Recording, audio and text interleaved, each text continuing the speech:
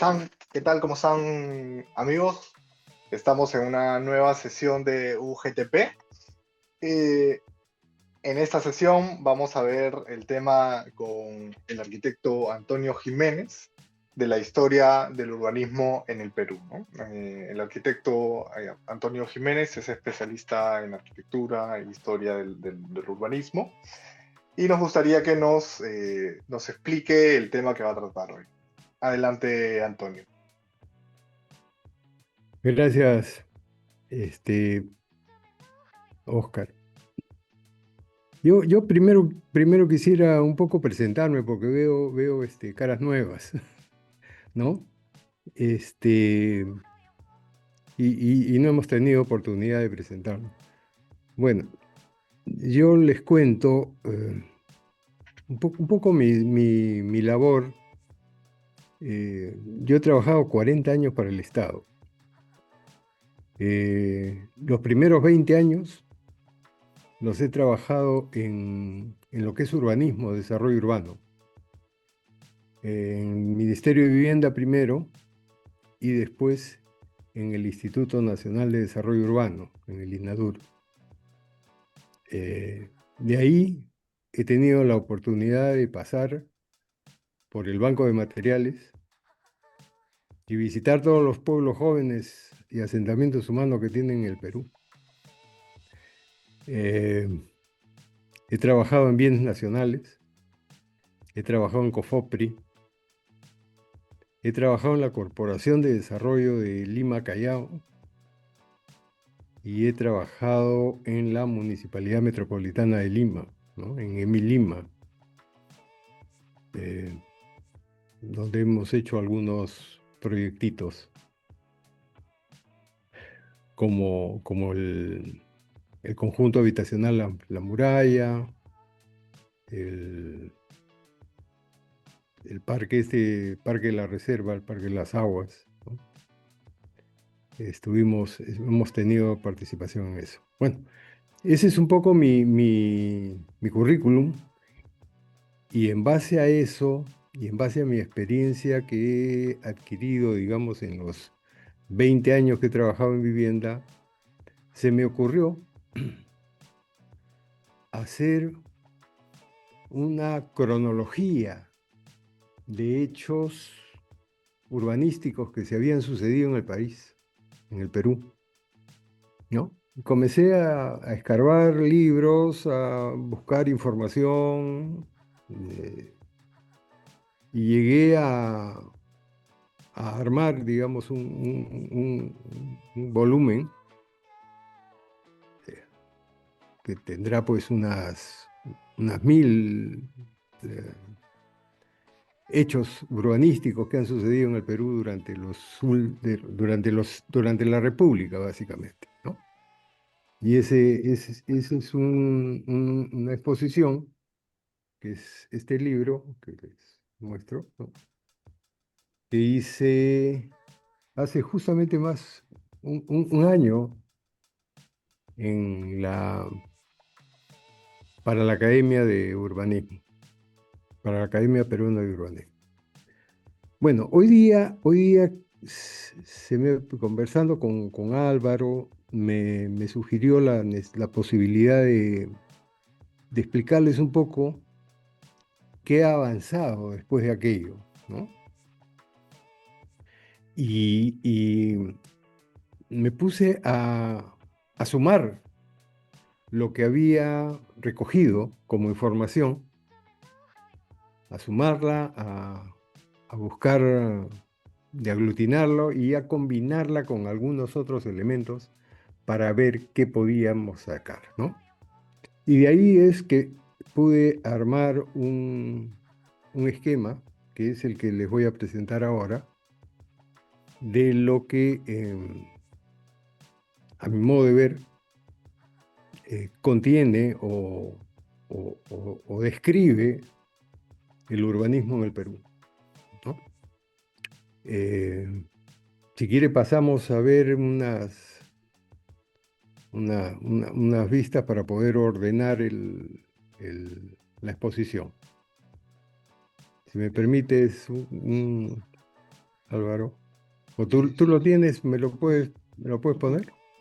pero si lo pongo yo, lo tendría que manejar yo. ¿Prefieres, para que vayas avanzando un Ah, poco, prefieres que yo ya. la pase? Sí. A ver, vamos a ver. Entonces, abre compártelo. Sí. Mm, ¿Dónde está? ¿Dónde está? Ya Acá. tienes abierto el documento, ¿no? Sí, Ya, ahí está. este es, ¿no? ¿Se ve? Sí, ese es. Ya. Bueno, para empezar, un poco esta conversación, se me ocurrió revisar en algunas definiciones para poder centrar el tema en, en Google, en inteligencia artificial, y busqué qué se entiende por urbanismo, ¿no? Y encontré esta exposición, esta definición, digamos. Dice, el urbanismo es una disciplina que estudia, planifica y diseña el desarrollo de las ciudades. Estudia, planifica y diseña el desarrollo de las ciudades y áreas urbanas, considerando aspectos como la distribución del espacio, la movilidad, la vivienda, la infraestructura y el desarrollo sostenible. Busca mejorar la calidad de vida de los habitantes y la funcionalidad de las ciudades, adaptándose a las circunstancias cambiantes. Como ustedes verán, esta definición es una definición general y un poco, yo diría, un poco sesgada hacia lo que conocemos como, como urbanismo en la rama de arquitectura, ¿no? Eh, eh, una segunda definición que busqué era el urbanismo en el Perú. ¿Qué es el urbanismo en el Perú? Y encontré una definición cuyo resumen está acá y dice,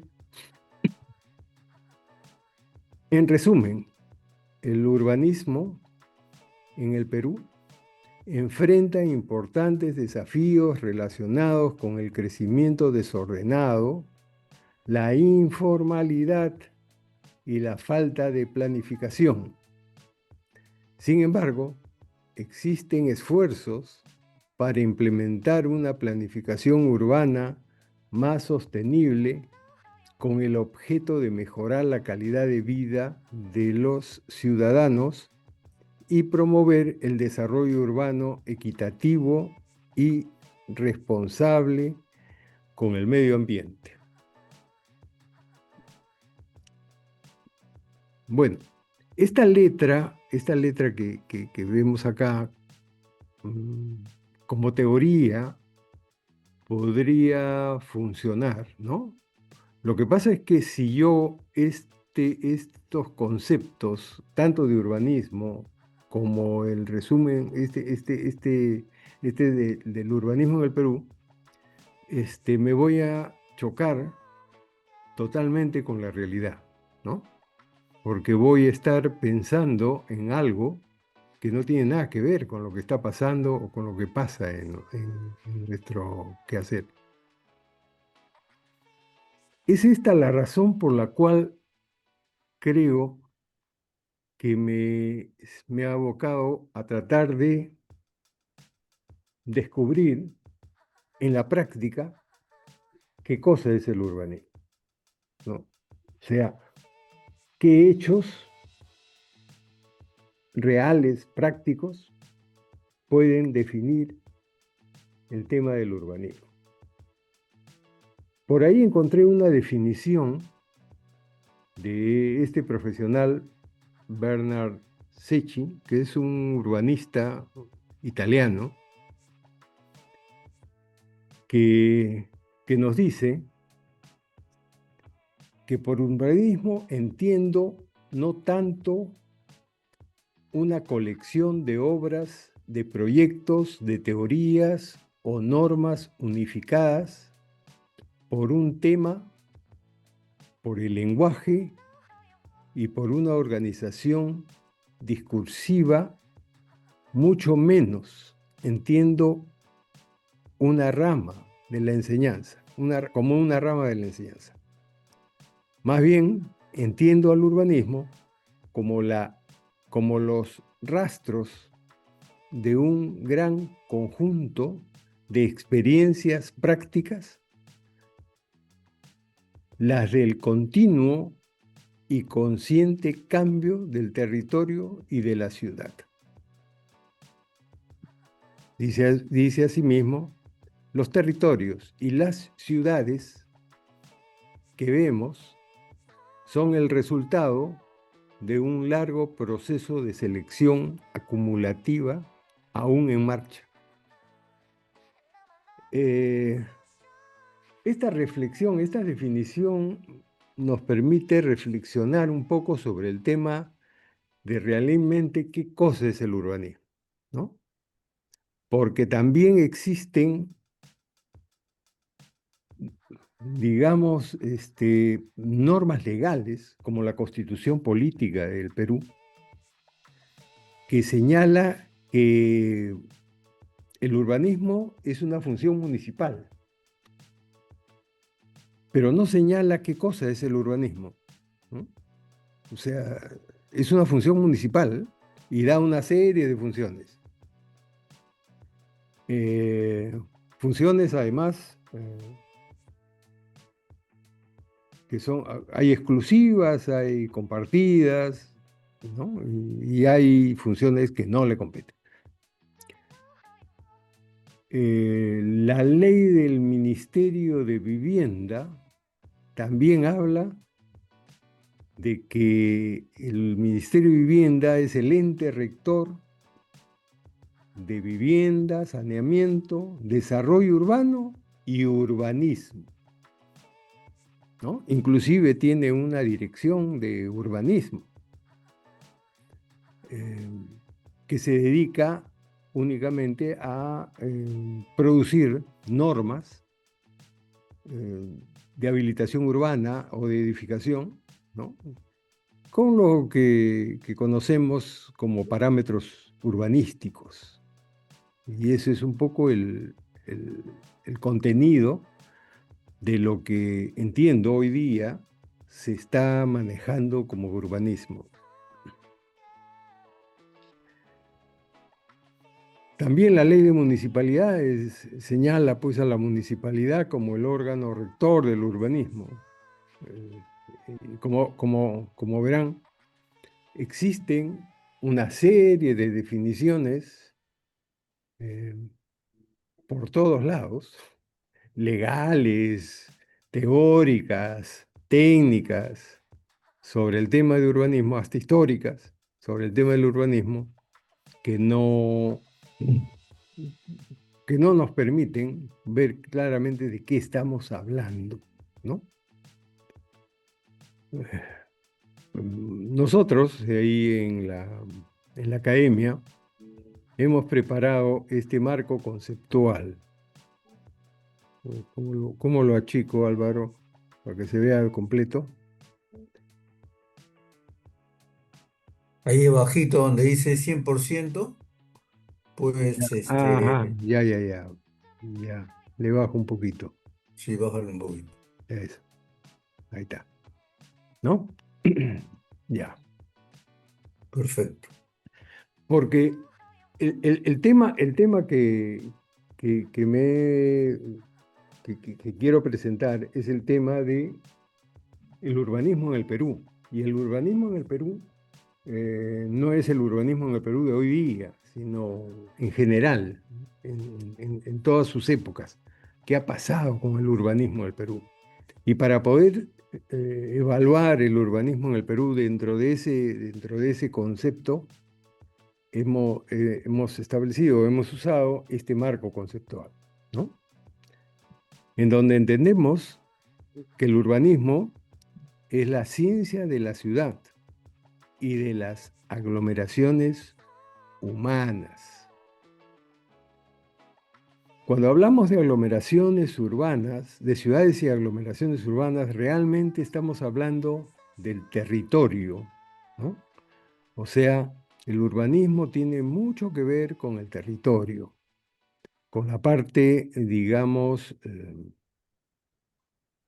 general de un territorio, ¿no? De un territorio, llámese esto tierra, aguas, ríos, selvas, costa, todo, ¿no?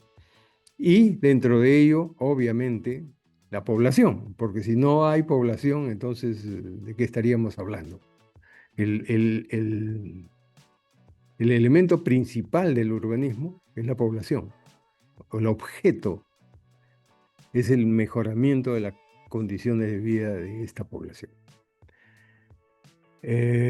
Entonces, al ser el urbanismo una ciencia social, también una ciencia social, está compuesto por una serie de componentes de orden económico, de orden social, de orden ambiental, institucional y legal. Es decir, el urbanismo no se puede ver desde un solo punto de vista, sino tiene que estar dentro de un contexto general de una sociedad, de un territorio y de una sociedad, ¿no? Eh, para poder avanzar un poco este tema del urbanismo, hemos establecido la necesidad de trabajar en dos brazos, digamos. El primero, el planeamiento del desarrollo. En realidad yo le pongo desarrollo urbano, pero no es desarrollo urbano porque creo que hay un concepto que tenemos que eliminarlo de nuestra lexicología, porque nada es puro, ¿no? O sea, si yo pregunto qué cosa es urbano y qué cosa no es urbano, las definiciones es una línea que separa y que está en un plano. No tiene, no tiene un sustento lógico. Y es obvio, a la sociedad no la puedo dividir en urbano y rural. Es una sociedad, es una sola.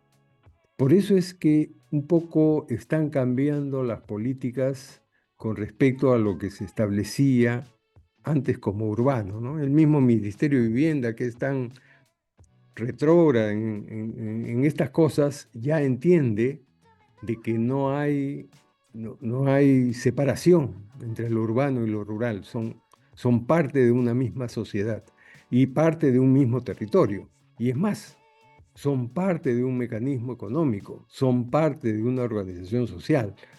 O sea, no hay esta división de urbano y rural y por eso es que en este contexto es que estamos trabajando la parte general. Hay un segundo paso que es el contexto económico-social, que incluye este contexto económico-social, incluye todas estas variables que están abajo, que inclusive hay pues, legales, institucionales, ambientales, dentro del contexto donde se desarrolla el urbanismo, la parte amplia del urbanismo, ¿no? Y la parte de detalle del urbanismo que ya tiene que ver con las condiciones del hábitat, y las condiciones del hábitat se reflejan en aspectos que consideramos están establecidos o se pueden establecer claramente, ¿no? Y que hoy día los gobiernos lo manejan en forma sectorizada o sectorial, ¿no? El saneamiento, la energía, la seguridad, la renovación y regeneración, la propiedad del suelo, el trabajo y el empleo, que son fundamentales estas dos que están abajo, la vivienda y sus servicios. Realmente cuando pensamos en vivienda, desde el punto de vista urbanístico, tenemos que pensar en la vivienda amplia, ¿no? No la vivienda como casa, sino la vivienda como parte del hábitat. Una vivienda sin educación, sin locales de educación, sin locales de recreación, sin locales de salud, es una casa, ¿no? No es una vivienda. El patrimonio cultural, el hábitat y el ambiente, y la movilidad y las comunicaciones. Entonces, estos elementos, digamos, me van a permitir trabajar el esquema general de lo que es el urbanismo en Perú. Bueno, entrando al tema del urbanismo en el Perú, le hemos puesto acá el caso de la ciudad de Lima por una razón muy, digamos, puntual, ¿no? Para mí es muy difícil moverme, inclusive acá en Lima, ¿no? Para evaluar la situación de otras ciudades, o sea, para evaluar la situación urbana a nivel del país. Lo puedo hacer por las referencias inmediatas que tengo en el caso de Lima. Por eso es que le pongo el caso de Lima. Y por eso es que los ejemplos de lo que de lo que se está desarrollando, siempre van a estar referidos al caso de la ciudad de Lima. Bueno, hemos dividido la historia para poder identificar y trabajar los conceptos de qué entendemos por el urbanismo y qué es el urbanismo en el Perú, en tres espacios, ¿no? El urbanismo prehispánico, que digamos, es un enigma hasta ahora, porque muy poco se conoce. Y se conoce muy poco por una razón muy sencilla, ¿no? Si nosotros vemos las otras etapas, vemos que hay un urbanismo colonial y hay el urbanismo republicano. Bueno, el urbanismo republicano son 200 años. El urbanismo colonial no llegó a los 300 años. El urbanismo prehispánico tuvo 15.000 años. Solamente el período del imperio de los incas tuvo 300 años. Pero anteriormente existieron culturas, ¿no? Como nos viene demostrando la arqueología, como por ejemplo Caral, ¿no? De 5.000 años atrás, o sea, 3.000 años antes de Cristo. Entonces, este es un espacio que está por trabajar. Hay intentos, un arquitecto Canziani, que ha trabajado mucho en el tema, que es el territorio de los Andes.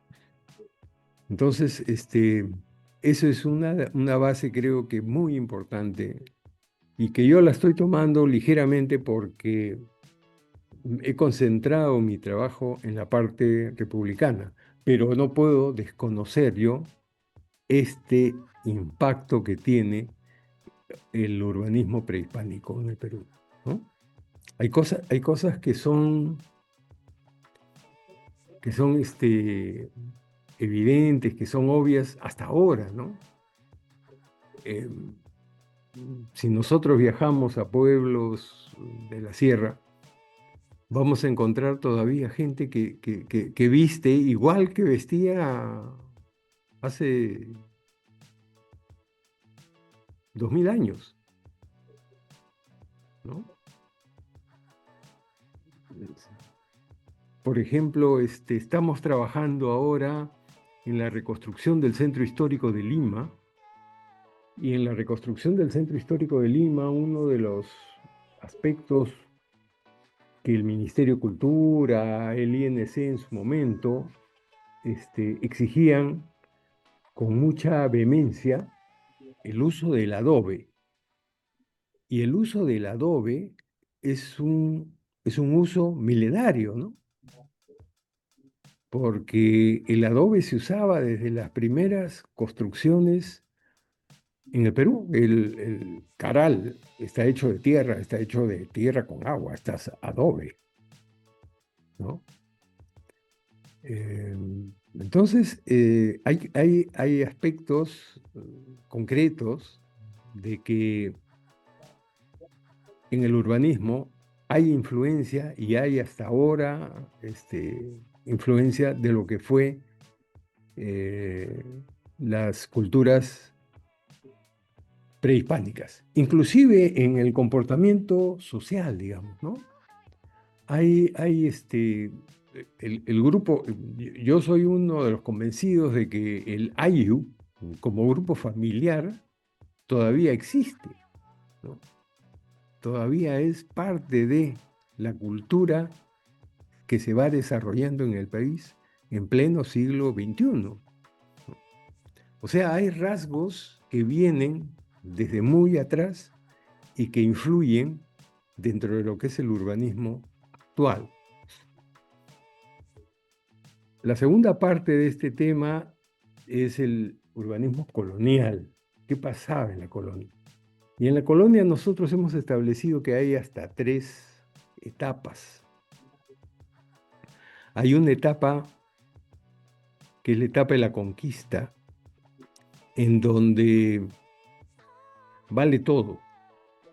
Los conquistadores vinieron a llevarse todas las cosas que tenían valor a su entera, a su conocimiento, a lo que ellos pensaban como valor o tenían como valor, de una cultura totalmente o radicalmente diferente a la cultura nativa. Entonces, hubo una primera etapa en que este despojo fue generalizado, ¿no? Y fue la etapa, pues, en donde existieron las encomiendas, las famosas encomiendas, donde existieron además muchos hechos urbanos, como por ejemplo la creación de las ciudades. Y la creación de las ciudades correspondía en gran parte a las necesidades de ocupar el territorio y a las necesidades de distribuir el territorio. O sea, se fundan ciudades con nombres, la mayoría españoles, y estas ciudades son los centros donde se ubican a los conquistadores con sus encomiendas, ¿no? Y así es que en este primer periodo, es decir, entre 1532 y 1548, se funda la gran mayoría de las ciudades del país. Y era parte de la distribución del botín, ¿no? Entre 1548 y 1760 ya es el virreinato propio. El virreinato en el cual Lima era el centro de la costa, el centro de la costa virreinal, y Cusco era el centro de la, de la minería virreinal de la época, ¿no? y fue una época de apogeo, de desarrollo, que por efectos de la, eh, digamos, de las contiendas y del deterioro de la corona española, fue derivando en un deterioro muy grande que acabó pues con la entrada en España, en el Reino de España, del grupo Borbón. Y el grupo borbónico, que ya manejaba como teoría económica el capitalismo, básicamente el capitalismo eh, comercial, digamos, en el comercio, este, hizo muchas reformas. Y dentro de las reformas que hizo fue dividir el virreinato del Perú en tres. La parte norte, el virreinato de Nueva Granada; la parte sur, el virreinato de Río de la Plata; y la parte central quedó el virreinato del Perú, ¿no? Bueno, este es un tema que después, en otras oportunidades, vamos a poderlo ver por partes y por detalle. La tercera etapa es el urbanismo republicano. O sea, a partir del año 1921 hasta la fecha. En esa fecha, en ese tramo de la historia, hemos encontrado hasta 7 etapas, ¿no? Que las hemos llamado: la primera, el urbanismo en la formación de la República, en los primeros 20, 25 años, ¿no? Una segunda etapa en la era de la ruptura de los patrones coloniales.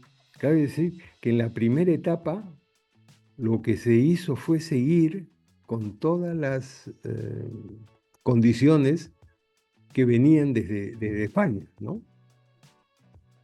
La historia nos dice muchas cosas de esta primera etapa.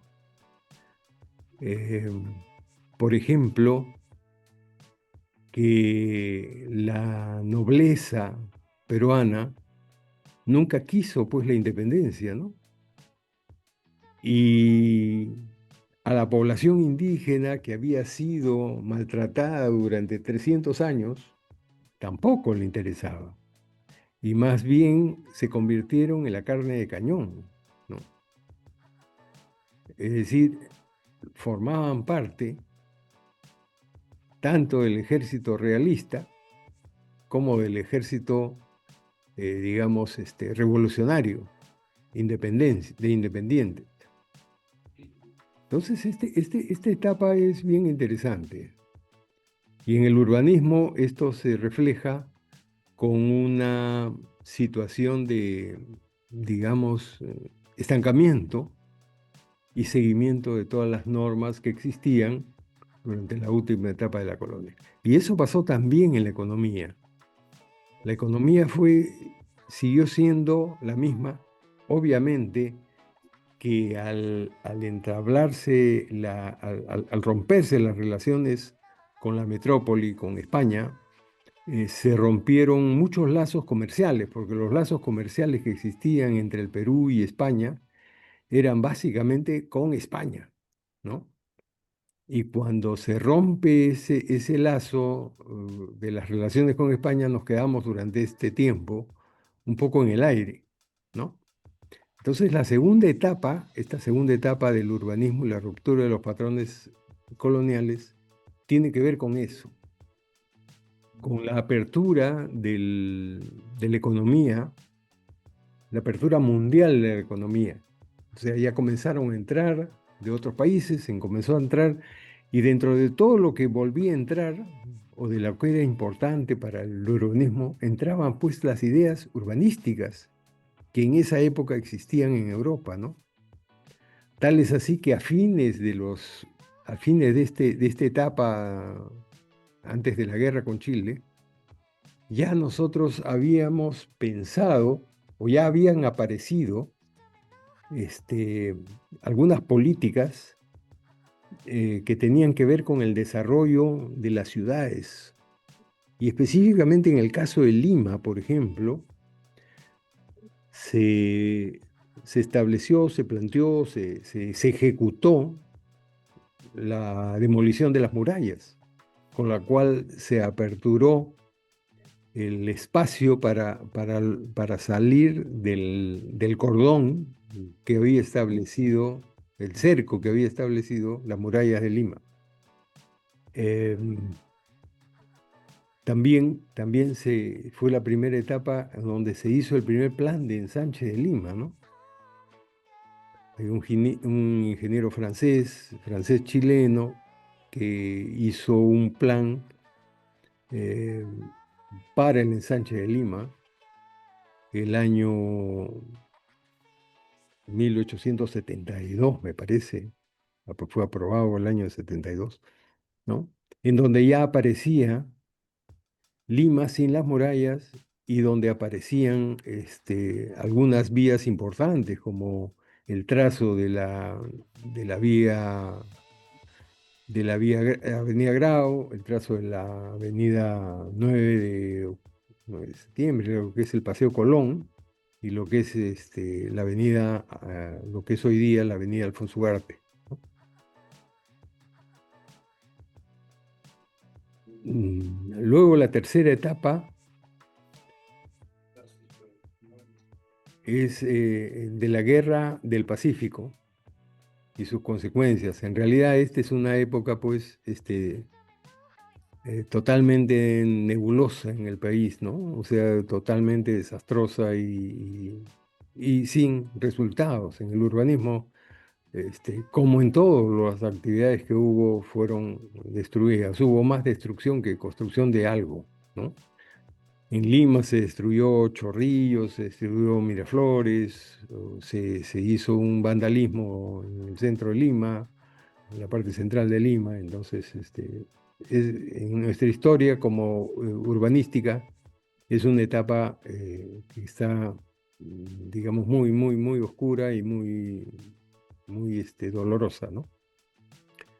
La cuarta etapa es el urbanismo en la República aristocrática y la patria nueva. Bueno, después del desastre de la guerra con Chile, cuando entra Nicolás de Piérola, aplica por primera vez en el Perú el liberalismo como patrón económico, lo cual significó apertura de todos los mercados, apertura a la inversión, básicamente inversión extranjera. Aparecieron acá grupos estadounidenses, ingleses, franceses, que cambiaron el rostro del país, ¿no? Y que fueron, digamos, gestores, gestores de un primer desarrollo, ¿no? La siguiente etapa la llamamos la heterodoxia económica y el urbanismo moderno, que es entre los años 30 y 62, ¿no? Esta etapa se caracteriza se caracteriza en el urbanismo porque hubo el desarrollo urbanístico más importante, por lo menos en el área institucional, que hubo en el Perú, ¿no? En esta etapa aparecieron, por una parte, aparece el proceso de urbanización, el cambio de tierras, del uso de la tierra de urbano a rural, es decir, de convertir ciudades en todos los fundos. Aparecen los el gran desarrollo de la iniciativa popular, producto de las migraciones del campo a la ciudad, y se produce la primera institucionalización del urbanismo y de la planificación, ¿no? Porque en esta época aparece primero el Instituto de Urbanismo, luego aparece el Consejo Nacional de Urbanismo, aparece la Oficina Nacional de Planeamiento y Urbanismo, aparece la Corporación Nacional de Vivienda, como elementos fundamentales dentro de lo que son las políticas. Aunque también aparecen, por eso es que lo llamamos heterodoxia, los contrarios, ¿no? Como por ejemplo el gobierno de Odría, ¿no? El gobierno de Odría no tuvo nada que ver con la planificación y hizo lo que se está haciendo, por ejemplo, ahora, ¿no? O sea, lo que vale son los proyectos, los megaproyectos. Y en esa época se hicieron megaproyectos importantes, ¿no? Porque se hicieron las primeras irrigaciones, se hizo en Lima, por ejemplo, se hizo el Hospital del Empleado, que hoy día es el Rebagliati, se hizo el Ministerio de Educación, el Estadio Nacional, es decir, una serie de infraestructura gigantesca para la época que caracterizó la parte, digamos, constructiva de la política de Odría, ¿no? Posteriormente llega la etapa del desarrollo, del desarrollismo económico. O sea, hasta el año 62, toda la economía nacional dependía de las exportaciones. Y se pensó cambiar el sistema. Y para lo cual se optó por esta teoría del desarrollo, del desarrollismo. Y se crearon una serie de instituciones, como por ejemplo ahí aparece el Instituto Nacional de Planificación, para ordenar la economía, para que el Estado maneje el desarrollo. eh,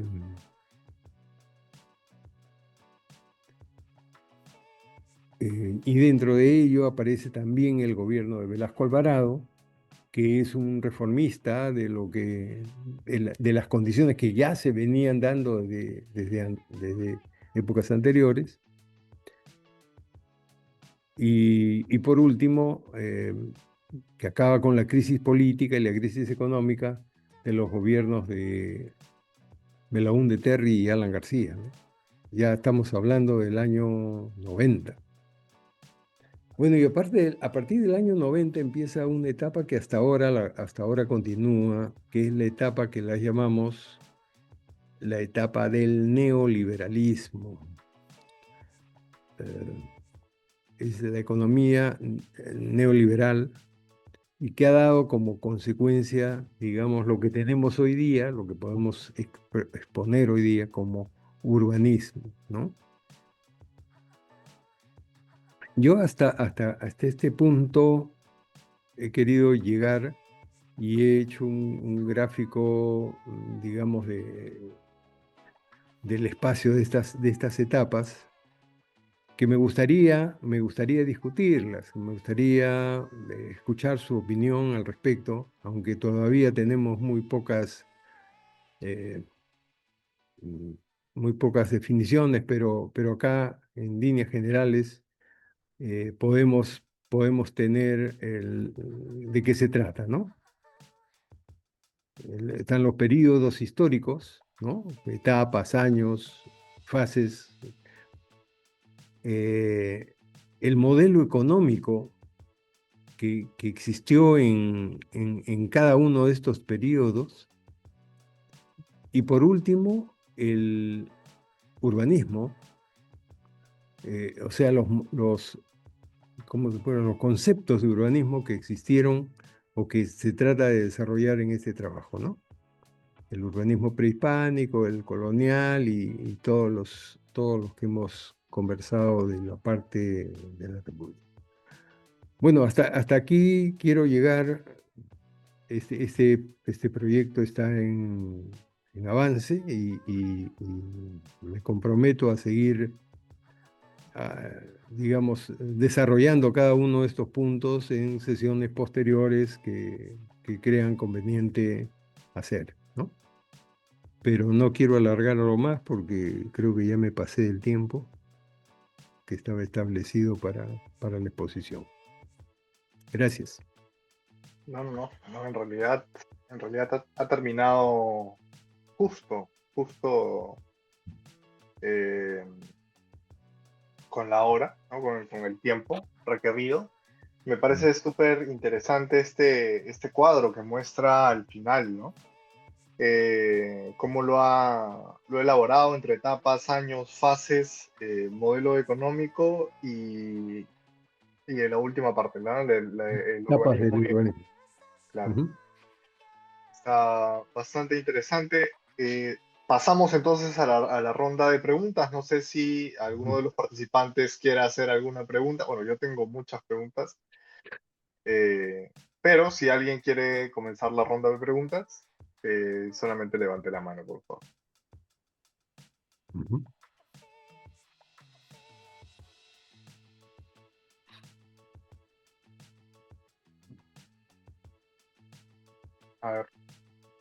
Sí, Sí, yo quería, Alejandro. yo Adelante, quería adelante. comentar algo. Bueno, felicitarte a Antonio por tu excelente exposición siempre y creo que todos los conceptos que hemos estado conversando en todas las sesiones como que se han ido también definitivamente afinando y bacán que se tengan todos estos gráficos, ¿no? Que explican bastante todos los temas que se van incluyendo, ¿no?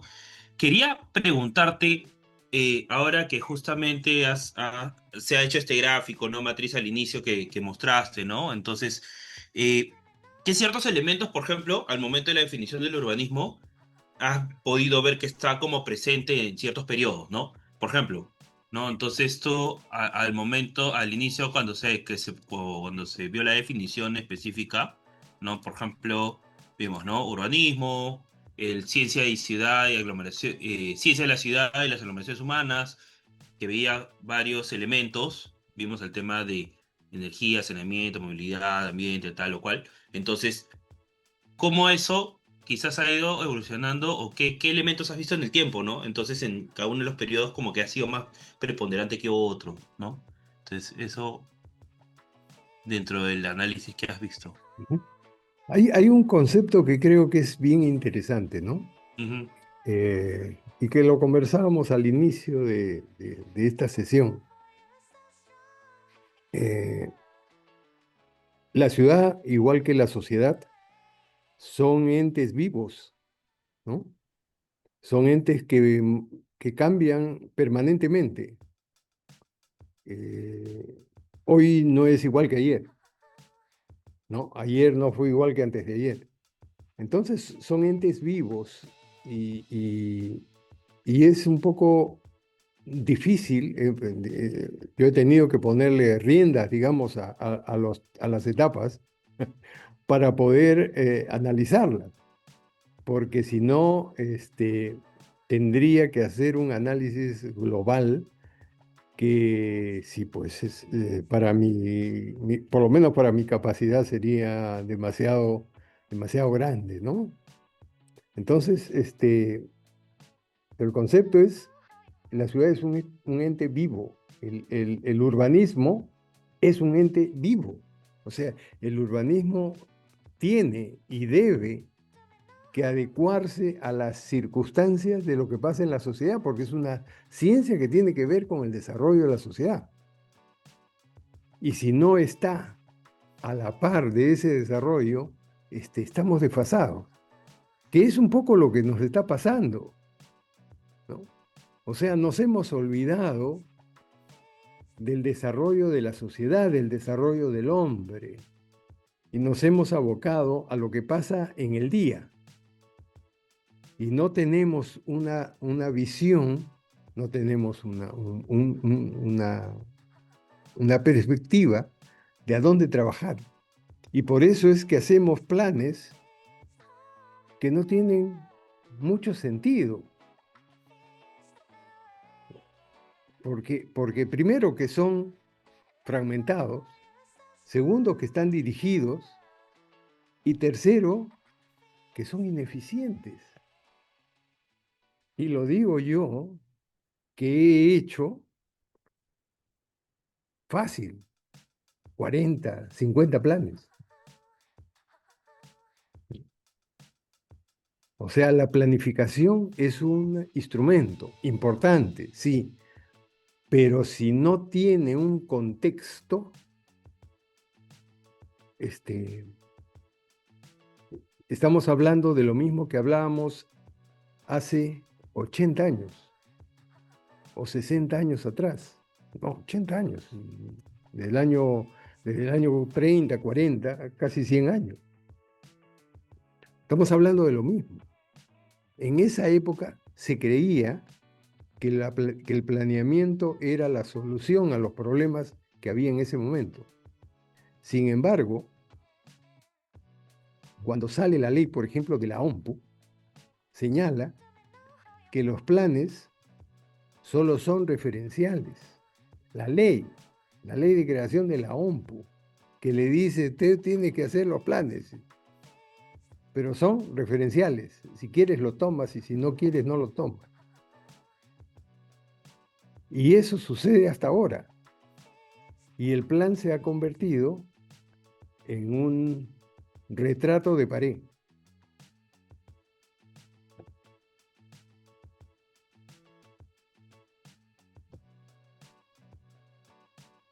Perfecto, Antonio. Bueno, yo tenía, espero que la gente también pueda participar, pero yo tenía algunas ciertas preguntas, ¿no? Comentabas de que habías hecho a lo largo de tu experiencia muchos planes.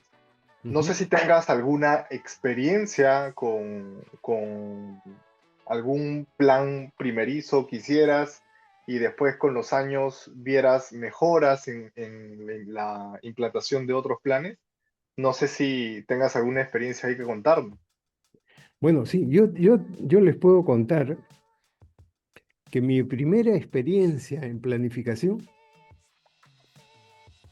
fue formar parte de un equipo que estaba trabajando el plan director de Cerro de Pasco, ¿no? Y me fui a vivir a Cerro de Pasco. Aguanté pues 50 días, 60 días, un par de meses aguanté en Cerro de Pasco. Pero se hizo un trabajo interesante, importante. Para mí fue bien interesante porque pude conocer toda la metodología que venía desde la OMPU y que estaba establecido en el Reglamento Nacional de Construcciones del año 70, ¿no? Y en las normas que para esa época había producido justamente esta Oficina Nacional de Planeamiento y Urbanismo. Y los profesionales que dirigían este equipo eran gente que había hecho los cursos de planeamiento urbano y regional en el Instituto de Planeamiento de Lima. Inclusive había un boliviano, un argentino, ¿no? Porque eran varios equipos, unos equipos que habían ahí, se iban a la selva, otros que se iban a la sierra. A mí me tocó la mina de Cerro de Pasco. Estar en un equipo de las minas de Cerro de Pasco, porque yo en esa época recién entraba al tema del urbanismo. Bueno, ¿qué ha pasado? ¿No? O sea, siguiendo, bueno, hoy día digamos, en términos de ciudad, en aquella época encontramos en Cerro de Pasco una ciudad antigua, minera, ¿no? Donde aparentemente está sobre un montículo, sobre un cerrito, y seguramente que había minerales ahí, porque las casas y las calles, eh, mm, digamos, no tenían ningún sentido, habían hecho por partes, entonces era una estructura urbana muy especial, ¿no?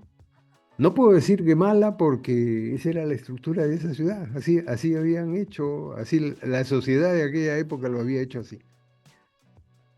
Y al frente de esa ciudad, el gobierno, a través de, qué sé yo, la Junta Nacional de la Vivienda, que era en esa época la que hacía estos proyectos, había hecho una urbanización, pero la urbanización era una urbanización que tenía el plan ortogonal, regular, ¿no?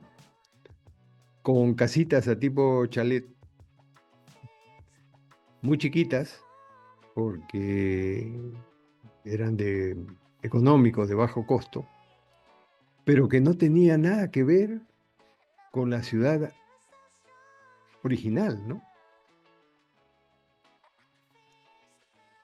Bueno, ahora todo eso se ha juntado, ¿no? Es una ciudad más grande, tan desordenada o más desordenada de lo que había. El tajo que había en el centro, el tajo de la extracción mineral, ha crecido el doble, ¿no? Los peligros de derrumbe son cada vez mayores. Había dos lagunas que creo que se han convertido en una ahora, porque han disecado una y la han ocupado, y, y no ha habido ninguna acción de control, ¿no? Ninguna acción ningún, digamos, ningún planteamiento sobre cómo resolver esos problemas. O sea, como experiencia personal, técnica, para mí fue todo un reto, porque yo hasta esa época jamás había subido altura y de repente me encontré en más de 4.000 metros, y haciendo un trabajo que nunca había hecho. Era el expediente urbano, ¿no? Que en esa época se hacía lote por lote, casa por casa, a mano, con tu tablita, ¿no? Y a mano, qué, qué usos eran, cuántas habitaciones habían, cuántos vivían, dónde estudiaban, dónde tenían su local de salud, cuál era la distancia que había entre ellos, cómo había llegar, con qué se llegaba, con qué medios, Una y ese especie era, de censo, ¿no? ajá. Y de eso quedó en papel. Yo lo he estado buscando el resultado de ese plan. Desgraciadamente no lo guardé en su época y qué sé yo. Ya de eso estamos hablando hace 60 años, por lo menos, ¿no?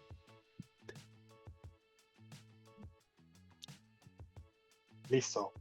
Ujú. La siguiente pregunta que me gustaría hacerte, si tú tuvieras que darle algún mensaje a los jóvenes urbanistas, no sé, no solamente peruanos, sino también internacionales, ¿qué le podrías decir de lo aprendido en la historia urbanística del país?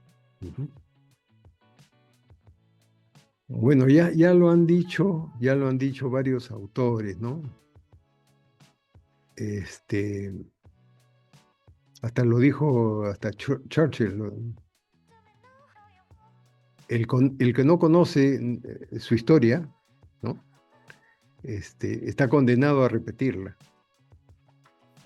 O sea, es importante conocer de dónde vienen las cosas, ¿no? Por eso es que a mí me preocupa mucho la juventud hoy día, y hablaban antes de la juventud de los años 2000. Eh, Ellos no han pasado por las crisis, no han pasado por las colas, no han pasado por el terrorismo, no han pasado por el cambio de la moneda, ¿no? Yo hasta ahora guardo monedas de 1 millón de soles que no servían ni para comprar un pan, ¿no? Donde no existía, no se podía comprar dólares, o sea, no había dólares, no había juguetes, estos juguetes que hoy día están por todo lado, no existía la posibilidad. Yo me acuerdo que tenía que viajar a Tacna y cada vez que viajaba a Tacna me traía algo de contrabando. ¿Por qué? Porque no había acá, ¿no? O sea, los, las condiciones de vida de hoy con las condiciones de vida de antes eran totalmente diferentes. Entonces, mi mensaje es, tenemos que conocer un poco de historia para poder ver si no tomamos medidas, qué puede volver a pasarnos, ¿no? Tengo dos preguntas más.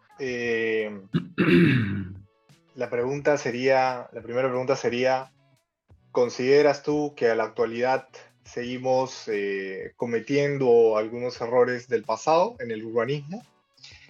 Y la segunda pregunta sería, eh, brevemente podrías explicar a los jóvenes qué fue la OMP, qué logros tuvo, qué avances tuvo y qué fue lo que la frenó, ¿no? Ujú. Bueno, sobre la primera que me señalas, que era sobre, La ya primera, la me primera fui. era si seguimos cometiendo ahora en la actualidad. Ah, sí, eh, ya. Sí, sí, sí. Sí, la verdad es que yo creo que hemos dejado un poco de pensar, de razonar en, en urbanismo. Eh, y ese es un tema que, que encuentro dentro de lo que se maneja como políticas nacionales, ¿no? El- cómo se maneja el urbanismo en el Perú, este, me parece que es una forma muy, digamos, deportiva, muy literal, muy sin fondo, muy sin fondo. Un poco correlacionándolo lo que había dejado la OMPU, que no es un tema, que no es un tema solamente de la OMPU, ¿ah? Porque, y en eso sí yo le doy la razón a los arquitectos, porque hubo un arquitecto que fue el promotor de toda esta discusión de lo que es el urbanismo en el Perú. No porque él fuera el especialista, el arquitecto Belaúnde, porque el especialista era el ingeniero Lucho Doris, que no era arquitecto, ingeniero Lucho Doris. He tenido la suerte de trabajar con él, he tenido la suerte de convivir con él varios años, este, y, y el tema es en el pensamiento, en los pensamientos, ¿no? Eh, creo que tenemos que reflexionar, volver a reflexionar sobre cuál es el objetivo del urbanismo, ¿no? Y el objetivo cada vez es más complejo, ¿no? Cada vez es más complicado. Históricamente, digamos, podemos hablar, por ejemplo, el tema del patrimonio monumental es un tema que cobra vigencia a partir del gobierno militar de Velasco, igual que la defensa civil. La defensa civil nace en el Perú como respuesta al terremoto de Huaraz y a la desaparición de Yungay, ¿no?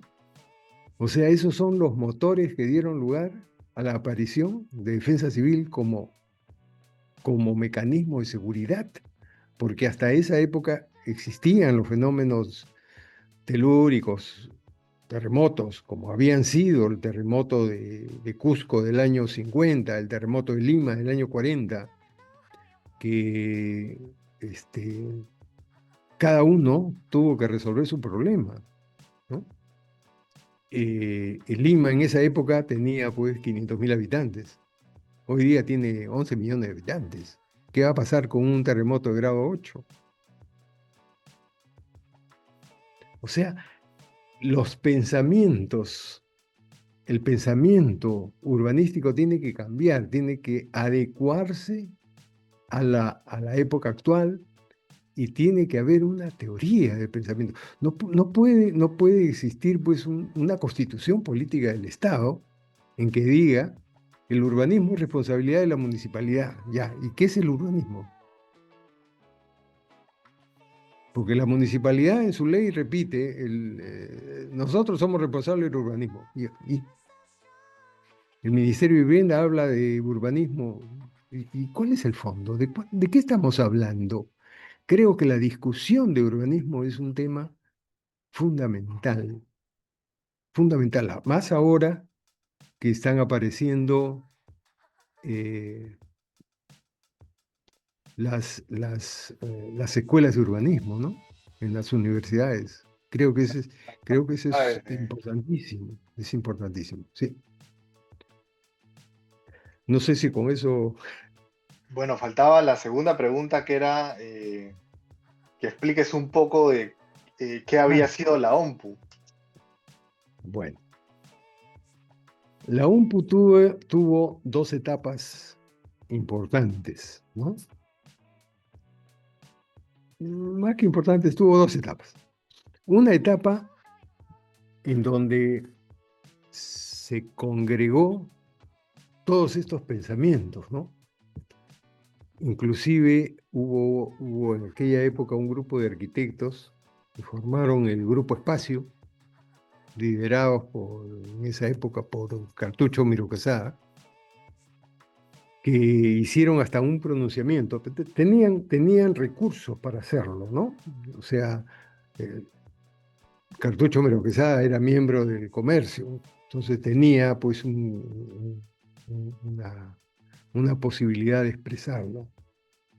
Igual sucedió con el grupo de la Sociedad de Urbanistas de aquella época, que lideraba a Fernando Belaúnde Terry, que tuvo la posibilidad de establecer una revista, ¿no? La revista del arquitecto peruano, donde dio mucha difusión a ese tema.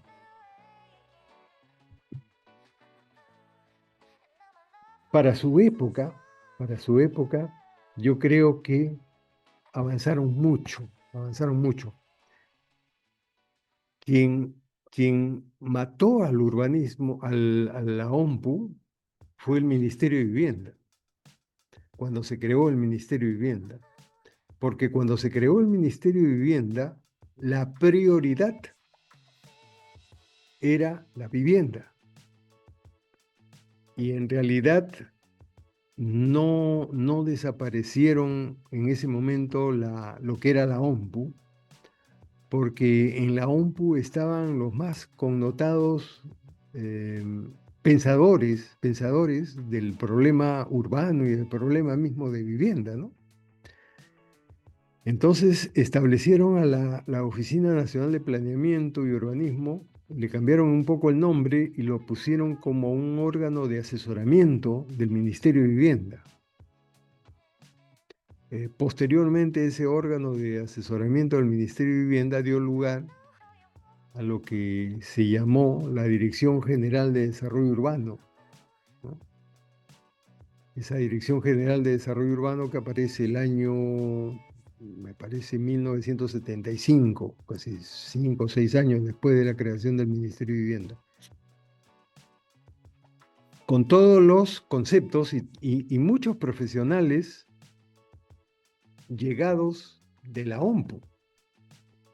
Por eso es que las teorías de la planificación de aquella época se fueron trasladadas a la OMPU, al Ministerio de Vivienda, de la OMPU al Ministerio de Vivienda, a través de personas y a través de reglamentos, digamos, ¿no?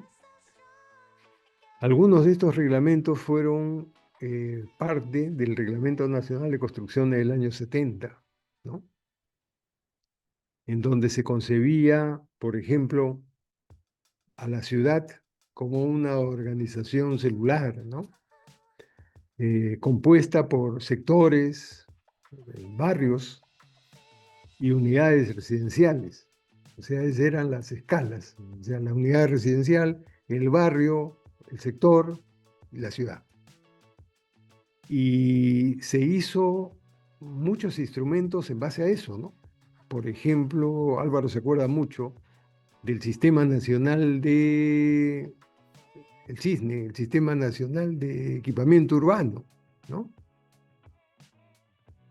Que establecía, pues, que la unidad vecinal debía tener, pues, un puesto sanitario, que el barrio debía tener una posta médica, que el sector debería tener un centro de salud y que la ciudad debería tener un hospital. Así estaba las escalas. Igual sucedía con el tema de vivienda, con el tema de educación, con el tema de transportes. Había toda una jerarquización de vías y establecieron todas las normas de lo que hoy día son los parámetros urbanísticos, ¿no? Que me cuesta creer que hasta ahora se siguen empleando, ¿no? Le han cambiado los números, pero el concepto sigue siendo el mismo. O sea, no ha habido avance, no ha habido pensamiento. Lo que se dijo, ¿no? No hay un pensamiento, no hay un seguimiento del pensamiento de estas cosas. Muchas gracias por responder esta pregunta. Ahí Janine tiene una pregunta, no sé si una o varias. Adelante, Janine. Me gustaría mucho escucharlo porque necesito el apoyo de ustedes, los jóvenes. Ah, usted habló acerca de que la OMPU murió prácticamente en la época de 1975 debido al Ministerio de Vivienda, porque la prioridad era la vivienda. Ujú. Em, Mi pregunta es, ¿a qué se debía en que la prioridad era la vivienda?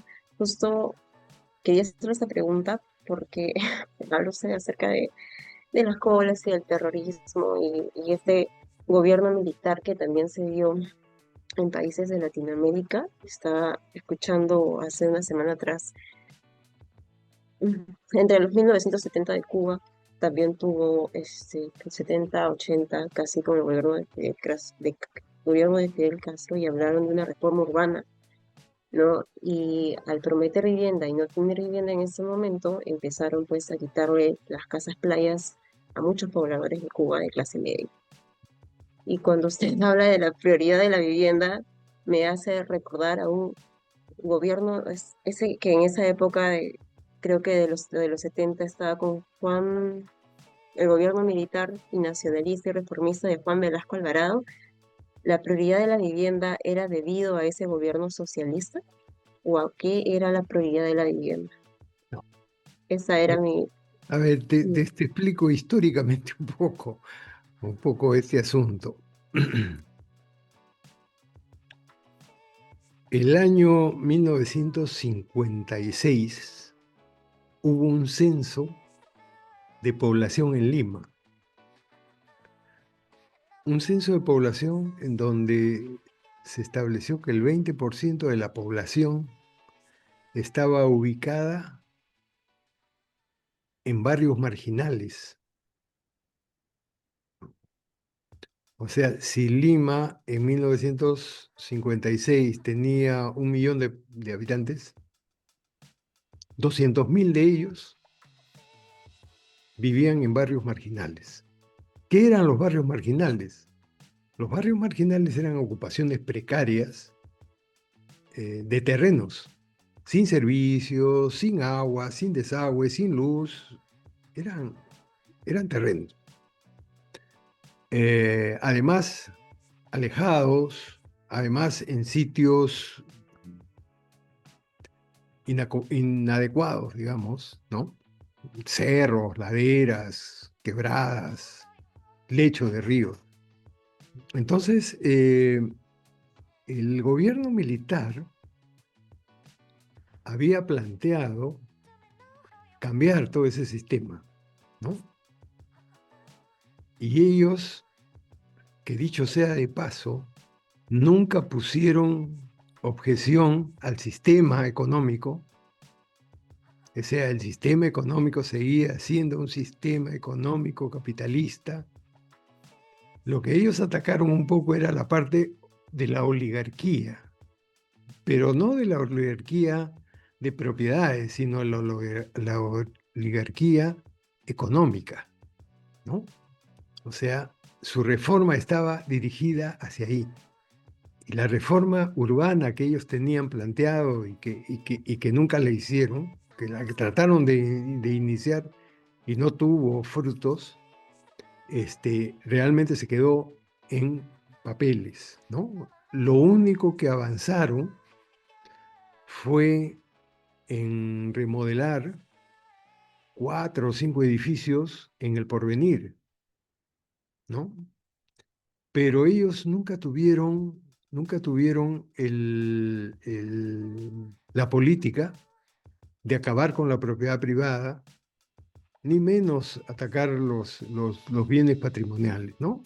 Ellos básicamente, su accionar estuvo en el área agropecuaria, porque en el área agropecuaria siempre ha habido, desde la historia, desde el principio, siempre ha habido un desbalance entre la cantidad de gente que había y los propietarios, ¿no? Y es más, estos propietarios en la mayoría de los casos eran latifundios manejados con capitales extranjeros, ¿no? Tienes el caso de, por ejemplo, de la Grace. La Grace tenía pues la hacienda San Nicolás, la hacienda Paramonga, la hacienda Cayaltí, es decir, y todo ese capital de la Grace era inglés, ¿no? Entonces, dentro de esta política nacionalista atacó ese tema y atacó también todo lo que era las grandes exportaciones mineras. Por eso crea Minero Perú, crea Petro Perú, crea Indo Perú.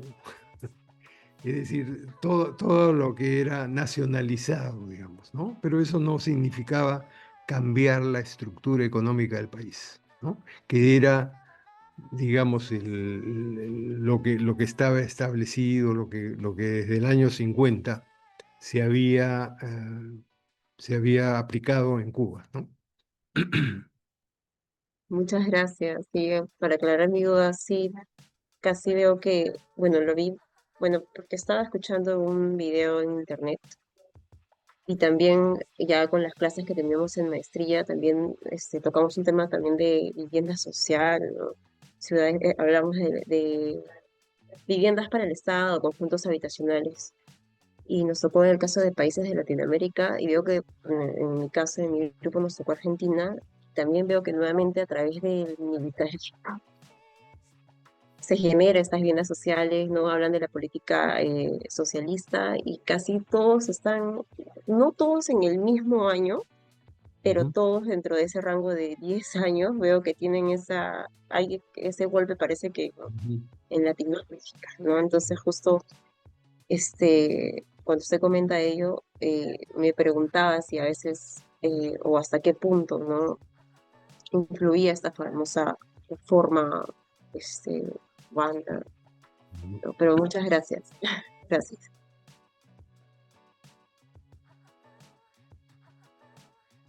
Bueno, la siguiente en preguntar es Marta. Marta, adelante, por favor, con tu pregunta.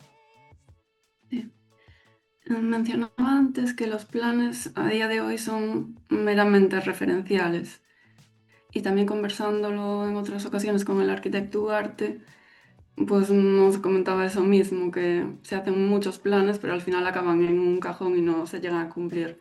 ¿No cree entonces que el urbanismo actual debiera darle un impulso a que al cumplimiento de estos planes, al control de que se cumplan? Porque también mencionábamos otro día que por ley un plan urbanístico aprobado es, por ley debe cumplirse, pero al final nadie nos hace nada para que se cumpla. Y eso unido también al que sí, que debiera haber un mayor, además de este control legal, digamos, seguir reforzando a nivel académico el aspecto teórico del urbanismo, para saber hacia dónde queremos que vaya el urbanismo. Que en mi opinión sí que el objeto es desde el que tiene el urbanismo desde su inicio, que es lograr la calidad de vida del ser humano. Ya. Pero bueno, respecto a este cumplimiento, ¿cómo cree cree que el urbanismo actual debería hacer para que sí se cumpla? A ver, déjame un poco explayarme en el tema. La pregunta es buena, creo que es importante reflexionar este tema. Yo lo que siento es que seguimos pensando el urbanismo como si el urbanismo no, como si la sociedad no hubiera avanzado, ¿no? O sea, les contaban antes de que el plan que se hace hoy día tiene los mismos contenidos que el que se hacía hace 60 años. Y en 60 años, la población de Lima ha pasado de 1 millón a 10 millones. La población del Perú ha pasado de 5 millones a 30 millones. Y seguimos haciendo lo mismo que hacíamos hace 30 años. Ahora, ¿qué hacíamos hace 30 años? En los últimos, yo digo en los últimos, a ver, del 2000, del 2000 para los últimos 60 años, hasta el año 2000, del 40 al 60, del año 40 hasta el año 2000, 60 años. Hacíamos los planes pensando en que el plan era la solución al problema, ¿no? Y el plan debía ser hecho por el gobierno. O sea, los planes eran hechos por el gobierno. Hasta el año 79, yo diría hasta el año 85, 86, el plan de Lima lo hacía el Ministerio de Vivienda, lo hacía el gobierno central, no lo hacía Lima. Entonces, estos planes realmente correspondían ¿a qué? A nada. Entonces, lo que nosotros creo que tenemos que hacer es cambiar el chip, ponernos en la época. Hoy día, ¿quién hace los planes? Los únicos planes que se ejecutan son los planes que hace el sector privado, ¿no? ¿Y qué hace el sector privado? Hace el plan para su interés, para su propio interés. ¿Cómo hacemos para que ese interés que tiene el sector privado sea un interés público?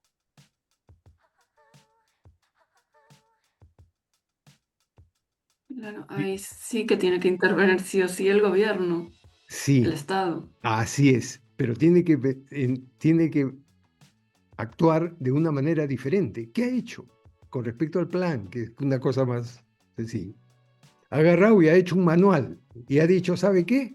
El que quiere hacer un plan lo tiene que hacer así. Acá están las reglas, ¿no? Acá se hace el plan así. Punto uno, a esto, dos, tres, cuatro, cinco. Y cuando para aprobártelo tienen que darte el check a cada uno de los puntos que ha pasado. Si no pasas eso, tu plan no sirve. Y eso es todo lo que ha hecho el gobierno.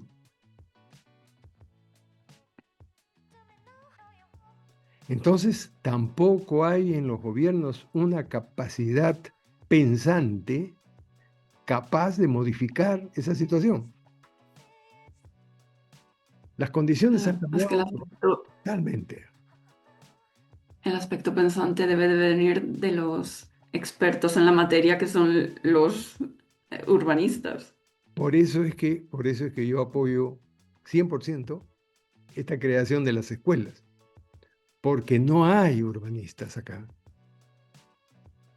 Los arquitectos nos han dicho de que nosotros somos urbanistas. No somos urbanistas, pues porque para ser urbanista se necesita ser economista, se necesita ser sociólogo, se necesita ser político, se necesita tener todas las herramientas para poder actuar. Si no actúas, haces un plan que es un dibujo.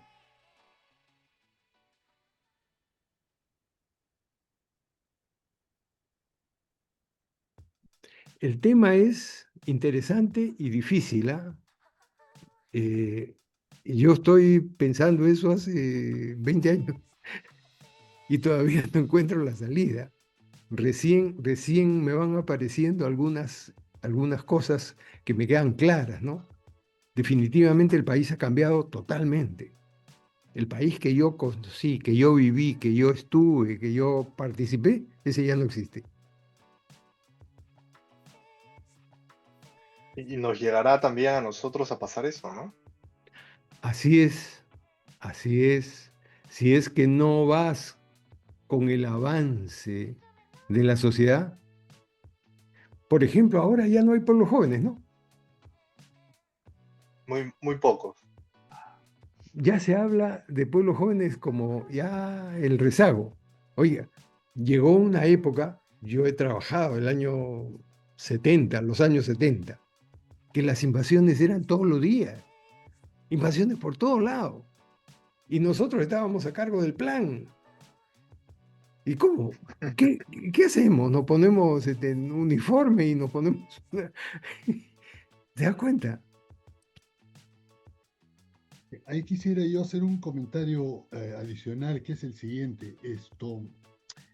Eh, como bien señalaba Antonio, estamos hablando pues de 60 más 25 años en este siglo, 85 años que se empezó en la OMPO y se sigue planificando básicamente a pintar planos, ¿no? Los planes hay que, ¿no? Pero no solamente la falla está en que no se ha modernizado la forma de hacer el planeamiento, sino que la gestión no está en manos de las municipalidades. La ley dice que es competencia de las municipalidades, pero las competencias y el manejo lo tienen los ministerios. Ese es por un lado. Y por otro lado, y esto tiene que ver ahora con los jóvenes, y ahora ahí comentará Alejandro seguramente que va a hablar después. Estamos en un siglo donde la tecnología, smart cities y todo eso está presente. Recurrimos a inteligencia artificial, pero seguimos haciendo los planes con el sentido que el plan es para el plan, no es para la ciudad. O sea, la tecnología hoy día tiene que estar al servicio del ciudadano.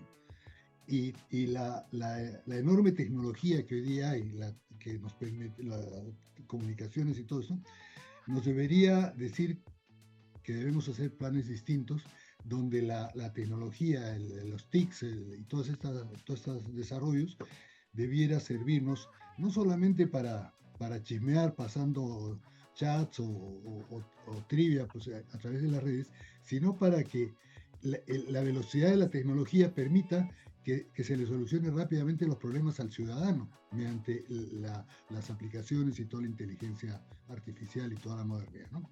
Ese comentario nomás quería hacer. Yo quería hacer un comentario breve con respecto a lo que ha mencionado justamente Antonio, complementando. Justo ayer en la conferencia que estuve, el conversatorio, comentaban sobre qué se podía hacer, ¿no? Entonces, justo para mejorar las condiciones de habitabilidad y sobre todo pensar en el peatón y todo ello. Entonces, sí, una de las cosas importantes es que si bien mucha de la responsabilidad cae sobre el tema de- del privado como hacedor de ciudad, ¿no? Entonces, pero también el público tiene justamente responsabilidad al momento de hacer las reglas del juego, al momento de regular todo. Entonces, en base a esa línea, o sea, ¿qué hacer? Creo yo que justamente en esa línea, ¿no? El privado no hace nada hasta que tú no le pongas lo mínimo indispensable, como bien Antonio decía. O sea, y yo te lo digo como justamente ahorita que trabajo en una empresa de desarrollo inmobiliario. O sea, el mínimo es el estándar. O sea, es la valla. Entonces, si tú le elevas la valla, evidentemente, pues no. Como pasó con ahora que se aprobó la ley DUS, que justamente aparecieron, o sea, de lo que antes teníamos preliminarmente en los últimos 6 años o 10 años, el RACDUS, y pasó, o sea, ya las empresas privadas, entonces los desarrollos inmobiliarios piteaban porque decían, porque me han cambiado la normativa de lo que antes se tenía. Y de ahí que cambiaron el RACDUS a la ley DUS y su reglamento, peor todavía también dijeron, oye, pero si ya estábamos en proceso de acostumbrarnos a los procedimientos, nuevamente cambias. Y en estos, digamos, últimos 10 años o 15 años, las normativas han ido cambiando y poco a poco las reglas del juego nuevamente se van ajustando. Ahora, para bien, para mal, yo creo que al final de cuentas tenemos un marco normativo que nos sirve. Entonces, pero todavía hay mucho que hacer en ese sentido de los estándares mínimos y justamente sobre ello, o sea, jugar o no jugar, no, creo que no es el término, sino buscar como ciertas alianzas entre actores que permitan crear la ciudad que queremos, ¿no? Porque si no, al final de cuentas, pues es un poco lo que sucede, ¿no? Entonces, en los cuales no hay un control, no están los profesionales adecuados, etcétera, o sea, pero no solamente eso, sino es que también no solo depende per se del urbanismo o de que haya mejores profesionales, sino más bien las trabas burocráticas que existen dentro del sistema que tenemos a nivel de gestión pública, que en otro momento lo hemos hablado también en estas reuniones con Álvaro y todo ello, que hay trabas, ¿no? Entonces, que, por ejemplo, el tema de los TDRs, el tema, por ejemplo, de los requerimientos de personal, el capital humano, quiénes están en las municipalidades, quiénes son los que aprueban, quiénes al final de cuentas están dentro de estos espacios de las comisiones técnicas, donde se dan el tema de la corrupción, o sea, hay muchas cosas que no solamente depende del urbanismo per se, puro y duro, como estudio de ciudad y como hacedor de ciudad, sino que hay otros espacios que tienen como candados que condicionan al quehacer de ciudad. Eso quería decirlo porque o sea, nos centramos en, cuando hablamos de ciudad y urbanismo, hablamos de otros temas que tienen que ver con gestión pública y las otras tareas, ¿no? Interdisciplinarias que conllevan, ¿no? Eso más, para complementar. Interesante lo que señala Alejandro, porque sí es cierto. Creo que hay cosas que tenemos a repensar, ¿no? Porque cuando yo escucho actores, ¿no? Se habla del Estado, se habla del inversionista. ¿Y el actor principal dónde está? El actor principal es el que sufre las consecuencias de eso, es la población en general. El ciudadano, ¿no? Claro, hasta ahora, por ejemplo, no hay una, una normativa en cualquiera de los sectores que permita a la gente exponer sus ideas y plantear realmente su quehacer, ¿no? Su posición sobre determinadas cosas. Están sujetas a una cantidad astronómica de normas y no participa en ninguna, ¿no? O sea, la gente no participa y al no participar, no, tampoco siente la necesidad de cumplirla, ¿no? Entonces, este es un circuito que hay que romperlo en determinado momento. Y eso lo tienen que romper personas preparadas para romperlo. Y eso es lo que no tenemos. Y a eso es lo que buscamos. Creo yo que esta escuela de urbanismo, estas instituciones que hay para generar discusión del urbanismo, es un poco para crear esa conciencia, ¿no? Uno va al Poder Judicial y el Poder Judicial es el Santo Padre. Lo que entre el fiscal y el juez coluden, eso se hace. Ese es su negocio. Es el mismo negocio que hacen los inmobiliarios en el Poder Judicial. ¿Y dónde está la participación? Deberían haber jurados públicos. No hay jurados públicos. Es lo que decían ellos dos, ¿no? Y eso da origen a la tremenda corrupción que hay en el país. En todas partes. Los miembros del Congreso se eligen cada 6 años. Y todas las metidas de pata y todas las chanchadas que hacen durante los 6 años aparecen en los periódicos como noticias. ¿Y alguna tiene efectividad? ¿Alguna ha sido tratada? Ninguna. Este tema con el cual Álvaro está peleando hace bastante tiempo y que es que se le devuelva a la municipalidad su verdadero rol, por lo menos en el urbanismo, es igual, ¿no? Le está quitando el negocio a alguien. ¿Por qué? Porque acá en nuestro país todo es parte de un negocio. Y esa parte de un negocio tiene dos partes importantes, ¿ah? Siempre tenemos que verlo que tiene dos partes importantes. ¿Por qué es tan importante eso? Como la señora que se levanta a las 4 de la mañana para hacer su tamal y venderlo en una esquina, ¿no? Y que la SUNAT pide que la señora se legalice, se inscriba para que emita recibos y pague impuestos. Sí. ¿Y qué hace el Estado por esa persona? No le da ningún beneficio, ¿no? No le da nada. Y le quiere cobrar. Y eso explica el 70% de informalidad que se habla que tenemos a nivel de país, ¿no? Entonces hay muchas cosas por hacer. Hay muchas puertas que están ahí abiertas y que nadie entra, ¿no? Pasan y no entramos. Entonces la idea es un poco generar un movimiento que permita que estas ideas comiencen a ser más pensadas y comiencen a concretizarse de alguna manera, ¿no?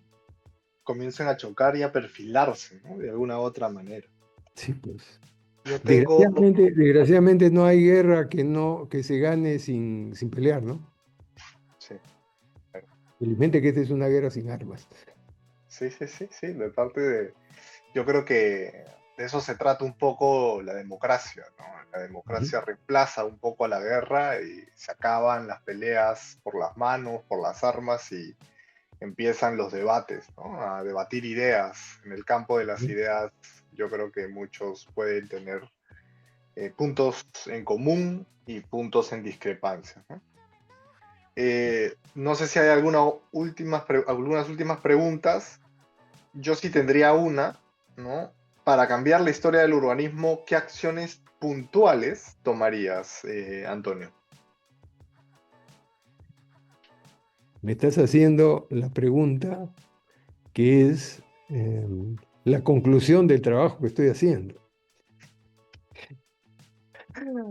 Sí, sí, sí, sí, sí. Es un poco difícil, ¿no? Y No, justamente, no es condenatorio, ¿ah? No es una pregunta condenatoria. Yo creo que la puedes responder ahora y cambiarla después. No hay sí, ningún problema ahí. sí, lo que sucede es que eh, yo todavía ando en el plan de ordenar mis ideas, ¿no? Ordenar mis ideas, ¿por qué? Porque el meterme a este tema de la historia del urbanismo, me ha metido en un tema de mil caminos, ¿no?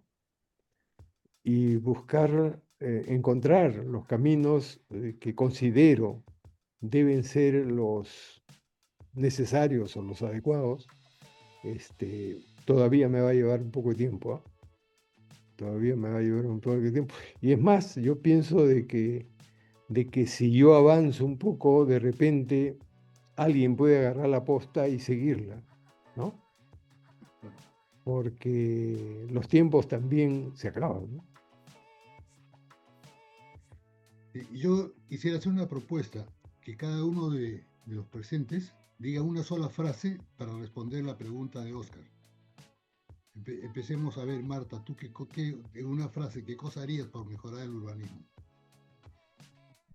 Y después Janine, después primero las damas, lógicamente, después Alejandro, el mismo Oscar. Parece que Marta está con el micro apagado, ¿no? Sí. Si puedes repetir, Oscar, la pregunta.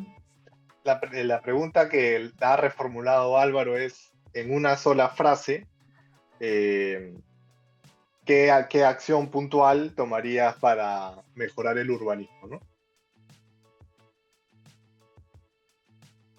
Vale. Yo creo que además de dar fuerza a esta parte pensante, al aspecto teórico del urbanismo, hacer que realmente los planes que se hacen se cumplan y que este pensamiento teórico sobre el urbanismo llegue a las más altas instancias, es decir, al ministerio, a donde haga falta. Porque de nada sirve que se piense mucho y se hable mucho si finalmente no llega a donde tiene que llegar.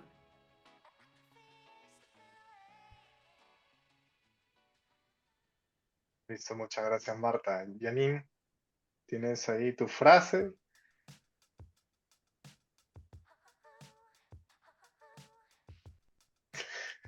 Bueno, sí, una vez la escuché, y me gusta bastante, que siempre decía, bueno, habla acerca de lo que estamos hablando hoy, justo hablaron acerca un poquito de la OMPU y del primer plan, o bueno, sobre el plan de el primer plan de MET que se hizo en 1960, y concluyeron con que mientras el plan y la política estén en onda, todo marcha o quizás va por un buen camino. Considero eso. Nada más. Ok. Alejandro, ¿qué tal? Te veo ahí, Ah, te veo ahí un poco preparando ahí tu frase. ¿La tienes lista todavía? sí, creo que se debe influir en las políticas públicas y definitivamente para poder cambiar las cosas, ¿no? Entonces es ahí donde se tiene que apuntar. y es ahí donde está la génesis de todo, ¿no? Entonces, mientras no tengamos una incidencia en las políticas públicas urbanas, entonces, y donde ahí se manejan los actores y se tenga justamente un diálogo transversal y se pongan las reglas adecuadas del juego para que se cree una mejor ciudad, las cosas no van a cambiar, ¿no? Creo que otros países han podido justamente regular y mejorar justamente estas reglas del juego. Entonces, que entre tanto diversos actores tienen una mejor interacción entre ellos. Entonces, cuando podamos hacer eso, creo que van a poder cambiar muchas cosas, ¿no? Ok, muchas gracias, Alejandro. Bueno, yo creo que me he complicado un poco, pero para mí, yo creo que, los primeros 3 puntos que se deberían tocar serían el tema científico, ¿no? La ingeniería, el carácter por el lado del poder, y esto forma un triángulo que debería converger en otro triángulo formado por 3 puntos más que deberían ser la moral, la humanidad y la visión de identidad del urbanismo en el país, ¿no? Creo que para mí esos 6 puntos, ciencia, moral, ingeniería, humanidad, carácter, poder y visión de identidad serían de alguna u otra manera lo que necesita el urbanismo para llegar al siguiente nivel, ¿no? Aquí en el país. Y para usted, arquitecto Álvaro, ¿cuál serían los puntos o las acciones a tomar, ¿no? Yo creo que estaría un poco lo han dicho todos con distintas palabras, es posicionar al ciudadano que tenga la capacidad de, eh, de tener un peso político, un peso de decisión y que las cosas no se hagan a espaldas del ciudadano. Cuando el ciudadano esté educado y sepa qué es el urbanismo y qué lo beneficia, en qué consiste, etcétera. O sea, educar al ciudadano para que sepa de qué se trata y que tenga el poder de vetar las cosas con las que no está de acuerdo, ¿no? Que no sea un tema de técnicos en alguna parte de algún ministerio, de alguna municipalidad, sino que sea un tema cotidiano donde el ciudadano pueda tener un papel, un rol, ¿no? A partir de ser educado, ¿no? Eso es básicamente la educación. ¿Me permites un anexo a lo que acaba de señalar Álvaro? Me parece que es recontra interesante, ¿no? Yo creo que en esa dirección, por ejemplo, apuntaba el Instituto Nacional de Desarrollo Urbano. Todo su accionar estaba dirigido a eso.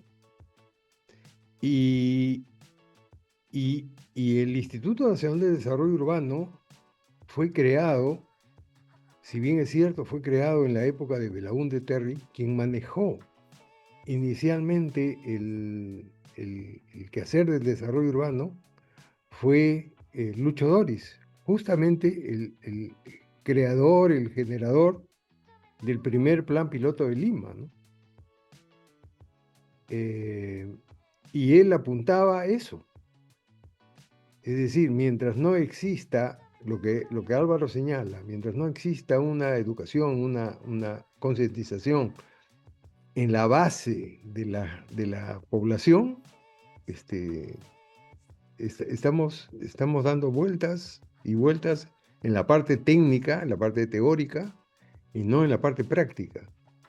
La función principal del INADUR era capacitar a los gobiernos locales en la gestión del desarrollo urbano. Es decir, darle las herramientas para que puedan pelear. Y es por esa razón que el gobierno de Toledo lo crucificó y acabó con el INADUR, ¿no?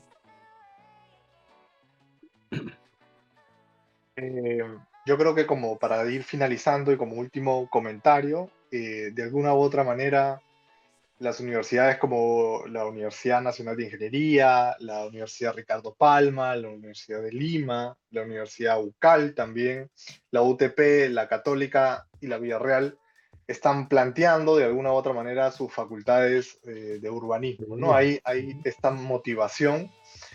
En mi opinión, me parece que no se está teniendo un buen desarrollo, pero veremos cómo madura esto, ¿no? Cómo va madurando.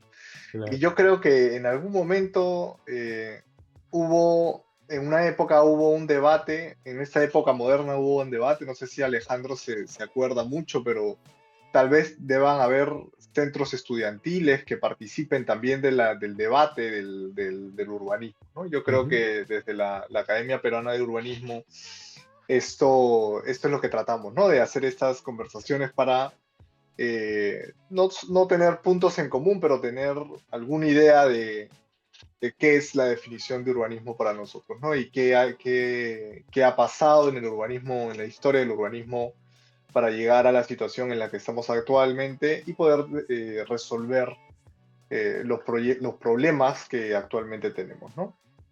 Bueno, con esto nos despedimos. Le agradezco a todos los participantes, sobre todo a Antonio, por haber dado esta pequeña conferencia, el arquitecto Álvaro Ugarte, Marta, muchas gracias, Janina igualmente, y Alejandro, muchas gracias por compartir tus experiencias. Con eso es todo, hasta la próxima oportunidad. Ok.